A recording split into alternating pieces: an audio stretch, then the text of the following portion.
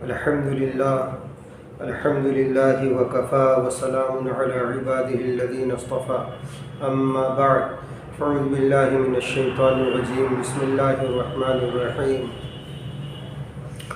دعا کے متعلق بعض احباب نے کہا کرا دیجیے، مانگنے کا بھی مزاج بنا لینا چاہیے اور یہ ذہن نشین کر لیں اس بات کو کہ ہم اور آپ بلکہ ساری دنیا اللہ کی محتاج ہے۔ زمین و آسمان کا ذرہ ذرہ اللہ کا محتاج ہے، اللہ کسی کے محتاج نہیں ہے، اور قرآن اس پر شاہد ہے۔ اللہ غنی وانتم الفقراء، اللہ غنی ہے باقی پوری دنیا فقیر ہے، محتاج ہے۔ محتاج بے بس کو کہتے ہیں، لاچار کو کہتے ہیں، مجبور کو کہتے ہیں، تو ہم سب لاچار اور بے بس ہیں اللہ کی ذات کے سامنے۔ اس لیے ہم لوگوں کو بار بار اللہ پاک سے ہی رجوع کرنا چاہیے، انہی کی طرف انابت کرنی چاہیے، انہی سے لو لگانی چاہیے اور بار بار مانگنا چاہیے، بار بار مانگنا چاہیے۔ کچھ باتیں یاد آ رہی ہیں اس لیے سوچتا ہوں سنا دوں۔ ہم لوگ یہ حدیث اکثر سنتے ہیں دعا کے متعلق، الدعاء مخ العبادہ او کما قال علیہ الصلاۃ والسلام۔ دعا عبادت کا مغز ہے، یعنی نچوڑ لب لباب ہے۔ کیوں؟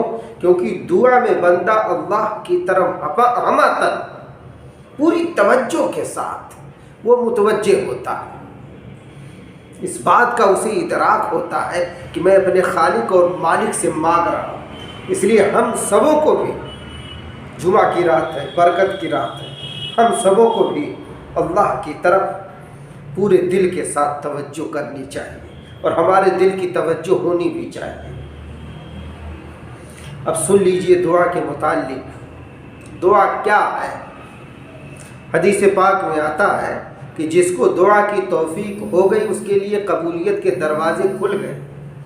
اس لیے ایک حدیث ہے، من لم یسأل اللہ یغضب علیہ، جو اللہ سے سوال نہیں کرتا اللہ پاک اس پر غضب کرتے، غصہ ہوتے۔ اس لیے ہم سبوں کو چاہیے کہ اللہ پاک سے سوال کریں، ان سے مانگیں۔ تو کہا توفیق مل گئی، سمجھیے قبولیت کے دروازے کھل گئے۔ ارے ہم آپ مسجد میں جب جاتے کیا کہتے ہیں؟ اللہم افتح لی ابواب رحمتک، اے اللہ ہمارے لیے اپنی رحمت کے در کھول دیجئے۔ مدنی کریم صلی اللہ علیہ وسلم نے دعا سکھائی، اور جب مسجد سے نکلتے تو کیا؟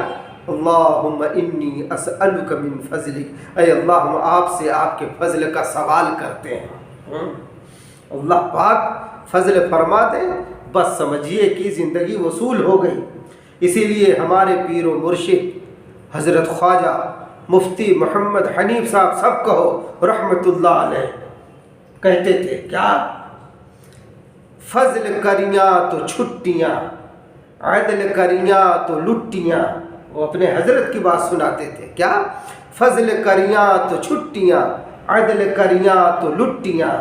یعنی اگر اللہ پاک فضل کا معاملہ فرما دیں گے تو ہم آخرت میں بچ جائیں گے، اور اگر عدل کا ترازو میزان پر نیکی بدی تولی گئی ہماری تو ہم پھنس جائیں گے، پھنس سکتے ہیں۔ سمجھیں اس بات کو۔ اور ایک روایت ہے کہ رحمت کے دروازے کھل گئے، اور ایک روایت ہے کہ اس کے لیے جنت کے دروازے کھل گئے۔ دعا تمام عبادات میں افضل ہے، افضل۔ ہاں، الدعاء هو العبادہ، دعا ہی اصل عبادت ہے، دعا رحمت کی کنجی ہے۔ اب دعا کرنے کے فائدے کیا ہیں ذرا وہ بھی سن لیا جائے۔ دعا سے تقدیر بدل جاتی ہے، دعا بلاؤں کو ہٹاتی ہے، دعا بلاؤں کو مصیبتوں کو ہٹاتی ہے۔ اور ایک دوسری حدیث میں ہے کہ اللہ کے رسول صلی اللہ علیہ وسلم نے فرمایا کہ آؤ میں تمہیں ایسی چیز بتا دوں جو تمہیں تمہارے دشمنوں سے بھی نجات دلائے اور تمہاری روزی بھی بڑھائے۔ وہ یہ ہے کہ تم رات دن میں जिस वक्त या जितनी बार मांग सको अल्लाह रब्बुल इज़्ज़त से अपनी अपनी हाजतें मांगा करो। सुभान अल्लाह।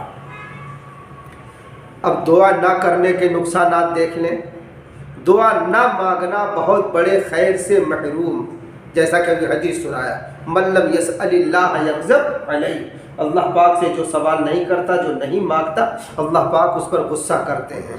चलिए नंबर 2, हदीस में है क्या, अल्लाह ताला के नज़दीक दुआ से बढ़कर कोई चीज़ बुजुर्गी वाली नहीं है।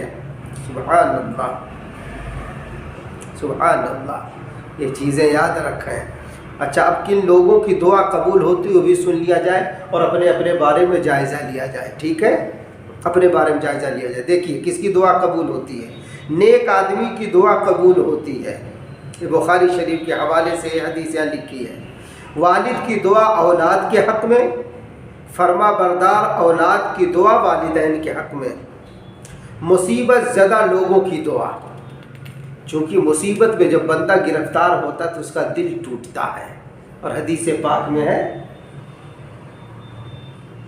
कि मुझे टूटे हुए दिलों में तलाश करो। सुभान अल्लाह। आप सुनिए आगे, मजलूम अगरचे फासिक व फाजिर हो, जिस पर जुल्म किया गया है, मजलूम है, उसका ताल्लुक अब ईमान और गैर ईमान से नहीं है।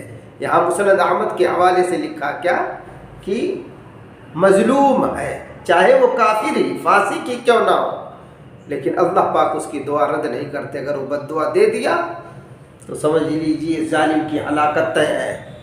मुसाफिर की दुआ, मुसलमान भाई के लिए गायबाना दुआ, हाजी की दुआ जब तक वापस वतन ना लौट आए। अब सुनिए कि लोगों की दुआ कबूल नहीं होती। हराम माल इस्तेमाल करने वाले की दुआ कबूल नहीं होती। कता रहमी करने वाला यानी रिश्ता तोड़ने वाला, तभी हदीस पाक में ला यदखुलुल जन्नता कातिअ, रिश्ता तोड़ने वाला जन्नत में नहीं जाएगा। ये मेरा नहीं, मदनी करीम सल्लल्लाहु अलैहि वसल्लम का फतवा है। कबूलियत में जल्दबाजी करने वाली की दुआ कबूल नहीं होती। गफलत के साथ दुआ करने वाले की, पता चला अल्लाह अल्लाह कह रहे हैं, दिल दिमाग कहीं और है, तो ऐसी दुआ न मांगी जाए। भलाई का हुक्म करने और बुराई से रोकने का काम छोड़ने वाला, भलाई का हुक्म करने और बुराई से रोकने का काम छोड़ने वाला, यानी भलाई का हुक्म कर रहा था अब नहीं करता है, बुराई से लोगों को रोक रहा था अब नहीं रोकता है, तो ऐसे की दुआ कबूल नहीं होती। इस नेक अमल को नहीं छोड़ना चाहिए। भलाई फैलाओ और बुराई की कबाहत को, उसके नुकसानात को बयान किया जाए। रूहानी मोहलिक बीमारियों का बयान यूट्यूब पे मौजूद है, उसको देख लेंगे।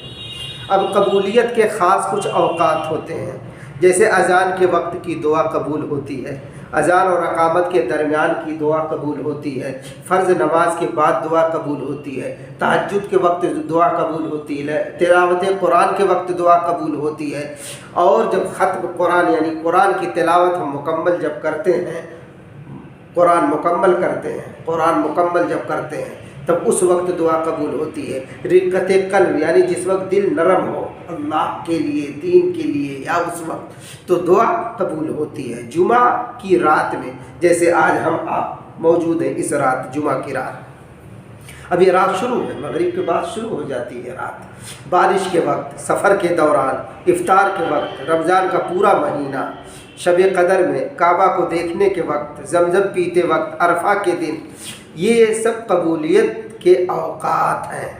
कुछ मकामात होते हैं दुआ के कबूल के, क्या है? तवाफ़ के दौरान मुल्तज़िम के पास, काबा के अंदर, मेज़ाब रहमत के नीचे, सफ़ा और मरवा की पहाड़ी पर, सई के दौरान जब सई करते हैं, मिना में, मैदान अरफात में, मुज़दलिफ़ा में, तीनों जमरात पर, रसूलुल्लाह सल्लल्लाहु अलैहि वसल्लम के रोज़े अतार पर दुआएं कबूल होती हैं। ये कबूलियत के ख़ास मकामात हैं। अब सुनिए दुआ मांगने के कुछ आदाब, उसके बाद दुआ शुरू कर दी जाती है इंशाअल्लाह। बावज़ू दुआ मांगना, बेवज़ू भी दुआ मांगी जा सकती है, ऐसा नहीं है, लेकिन अदब, ये अदब है, ये हराम और नाजायज़ वाली बातें नहीं हो रही। अदब क्यों? کہ ادب سے ہی انسان ہے، ادب جو نہ سیکھے وہ حیوان ہے۔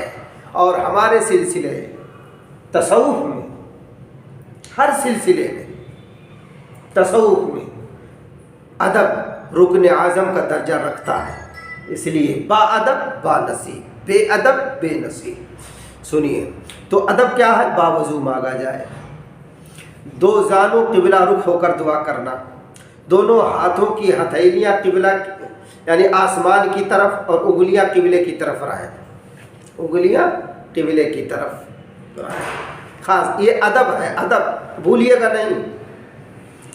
ہاتھوں کو کندھے یا سینے تک اٹھانا، دعا سے قبل اللہ تعالیٰ کی حمد و ثنا کرنا، دعا سے قبل اور دعا کے ختم پر درود پاک پڑھنا، دل لگا کر دعا کرنا، اپنی ذات سے دعا کی ابتدا کرنا، پھر عام لوگوں کے لیے دعا کرنا، قبولیت کی یقین کے ساتھ دعا مانگنا۔ اب حضرت کی ایک بات انہیں اب آپ کو بتا کے بعد پھر آگے لے چلتا ہوں۔ دعا کے دوران جب یا اللہ، جب لفظ یا اللہ کہیں، ربنا کہیں یا اللہم کہیں، تو اس بات کی کوشش کی جائے کہ دل ہمارا آپ کا سب کا مخلوق کے تصور سے خالی ہو۔ دعا کے بعد چہرے پر ہاتھ پھیر لینا چاہیے۔ اس لیے ہم لوگ ان تمام چیزوں کی رعایت کرتے ہوئے دعا مانگیں۔ دعا ہماری آپ کی ایک ضرورت ہے، اور جتنا بندہ دعا مانگتا ہے وہ اللہ کا محبوب ہوتا چلا جاتا ہے۔ یہ بڑی اونچی عبادت ہے، اور جس کو اس کی لذت مل جاتی ہے پھر وہ راتوں رات روتے رہتے ہیں، مانگتے رہتے ہیں۔ آپ دیکھیے ہمارے اکابرین میں جو گزرے ہیں کتنی آہو بکا کرنے والے لوگ تھے، کتنا رونے دھونے والے لوگ تھے۔ آج ہم لوگوں کو یہ نعمت نصیب نہیں۔ دعا فرمائیے اللہ پاک ہم سب کو یہ نعمت خوب خوب عطا فرمائے، اور خوب خوب دل لگا کے مانگے، مانگتے رہیں۔ اللہ کا دریائے کرم ایک دن جوش مارے گا تو انشاءاللہ ساری دعائیں ہماری آپ کی قبول ہو جائیں گی انشاءاللہ۔ بس اللہ کے کرم کو، اللہ کے رحم کو سوچتے ہوئے بس دعا مانگیں۔ وما علینا الا البلاغ۔